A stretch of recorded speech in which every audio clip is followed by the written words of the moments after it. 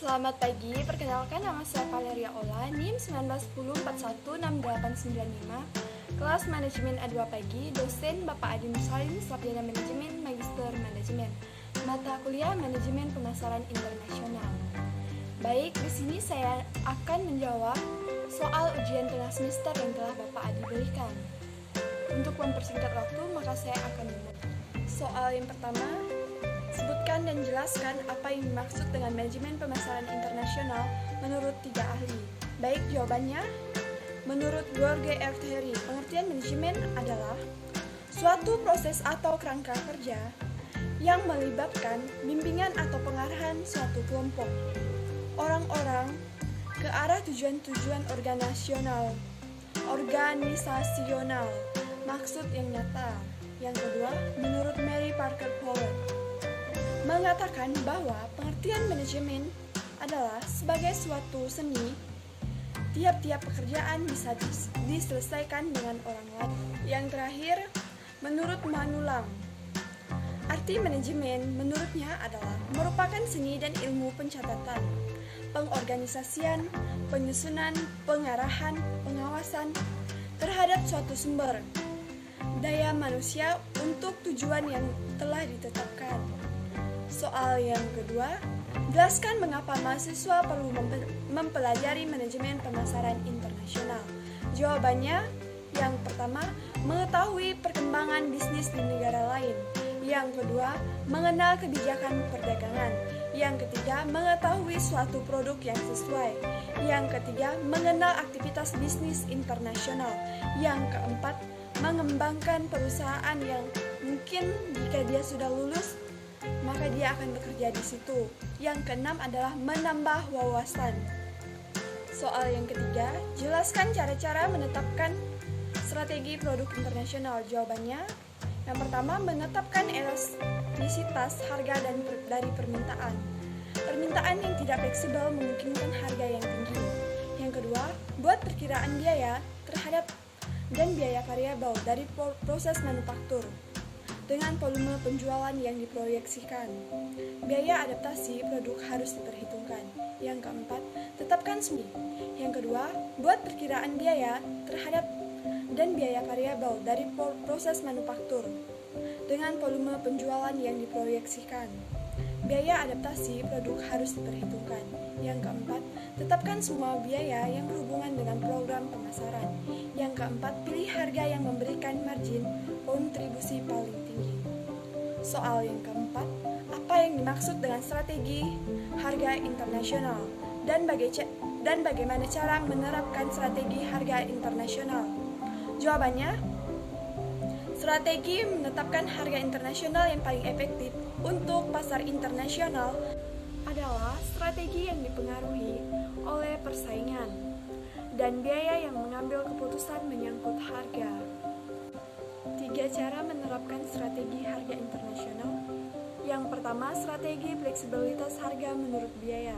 Strategi ini adalah yang paling mendasar dan yang paling banyak dipakai. Strategi ini membuat harga berdasarkan akumulasi biaya-biaya yang dibuat untuk memproduksi produk yang dijual dan menambahkan beberapa presentasi tertentu sebagai profit. Yang kedua, strategi fleksibilitas harga berdasarkan kebutuhan dan keinginan.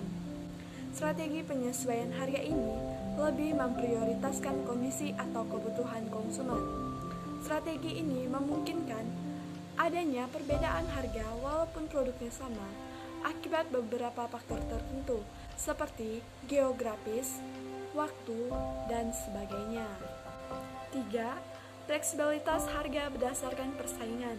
Strategi fleksibilitas harga berdasarkan persaingan ini mengamati harga produk sejenis yang dikeluarkan oleh industri pesaing Anda. Soal yang kelima, jelaskan bagaimana cara melakukan ekspor-impor. Jawabannya, keempat langkah tata cara ekspor adalah sebagai berikut. Membuat surat kontrak penjualan atau sales contract process. Surat kontrak penjualan adalah dokumen persetujuan antara eksportir dengan importir untuk melakukan proses jual beli. Dokumen ini berisi syarat pembayaran, harga, mutu, jumlah, cara pengangkutan atau pengiriman, asuransi, dan lainnya. Yang kedua, penerbitan surat jaminan pembayaran importir kepada eksportir atau letter of. Yang ketiga, penerbitan dokumen pengapalan atau pengiriman atau cargo shipment process. Yang terakhir, pencarian dokumen atau pengapalan klaim atas barang yang sudah dibayarkan, importir atau shipping dokumen negosiatif process.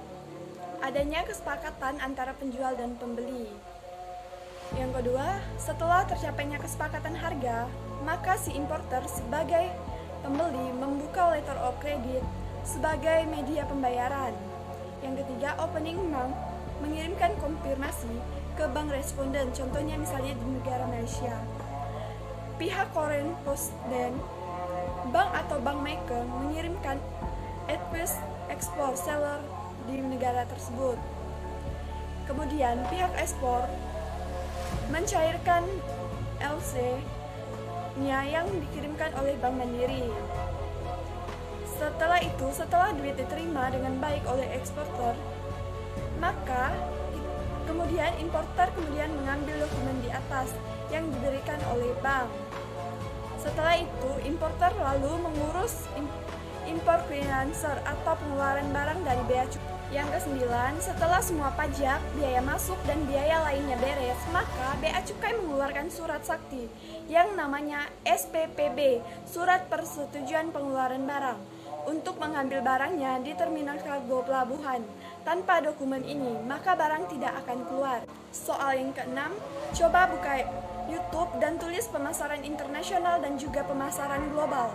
Review isi kedua video yang Anda tonton tersebut. Baik, saya sudah menonton video yang saya cari. Yang pertama itu saya akan membahas pemasaran internasional. Pemasaran internasional adalah kinerja kegiatan bisnis yang direncanakan untuk merencanakan, menetapkan harga, mempromosikan, dan mengarahkan aliran barang dan jasa perusahaan kepada konsumen atau pengguna dari lebih dari satu negara untuk mendapatkan keuntungan. Tujuan pemasaran internasional adalah memenuhi alasan untuk memproduksi suatu produk, barang, atau jasa dengan mengidentifikasi permintaan asing yang ada atau potensial. Ruang lingkup kontrol internasional atas penjualan barang dan jasa. Suatu perusahaan mau melakukan ekspansi keluar wilayah domestiknya, dapat menyebarkan pasarannya dan menciptakan peluang baru dalam perbisnisan. Proses ini terjadi dalam tahap STP, segmenting, targeting, dan posting.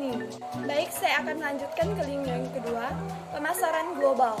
Pengertian umum dari pemasaran global adalah suatu proses untuk mengutamakan sumber daya manusia, aset fisik, uang, tujuan dari perusahaan demi memperoleh potensi dan demi mengambil tindakan atas adanya ancaman pasar global.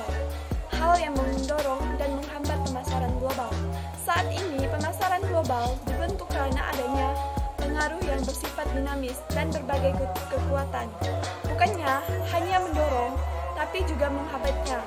Beberapa hal yang mendorong pemasaran global adalah keinginan pasar, kualitas biaya, perkembangan ekonomi dunia, perdamaian global, serta mengenali peluang untuk bisa meningkatkan daya tugas secara internasional. Sedangkan beberapa hal yang menghambatnya adalah kecurangan manajemen, perbedaan pasar, kontrol nasional, budaya organisasi perusahaan. Manfaat adanya pemasaran global: yang pertama, meningkatkan kompetensi para pengusaha. Yang kedua, bertahan hidup. Yang ketiga, kualitas produk yang lebih baik. Yang keempat, pertumbuhan ekonomi meningkat. Yang kelima, meningkatnya selera masyarakat. 6 faktor pendorong pemasaran global. Yang pertama, perbaikan komunikasi dan transportasi. Yang kedua, kualitas. Yang ketiga, teknologi. 4, biaya pengembangan produk. Yang kelima, perjanjian ekonomi regional. Yang keenam, perkembangan ekonomi dunia. Baik, saya akan lanjutkan ke soal yang nomor 7 atau yang terakhir. Soal yang ketujuh, bagaimana cara memasuki pasar internasional? Jawabannya, pada dasarnya ada 6 cara di mana perusahaan masuk ke pasar internasional. Mereka mencakup: yang pertama, ekspor; yang kedua, melalui proyek tungkai; Yang ketiga, memberikan lisensi atau licensing. Yang keempat, memberikan barada. Yang kelima, membentuk usaha patungan atau joint venture. Yang keenam, mendirikan anak perusahaan. Baik, sekian video dari saya. Atas waktunya saya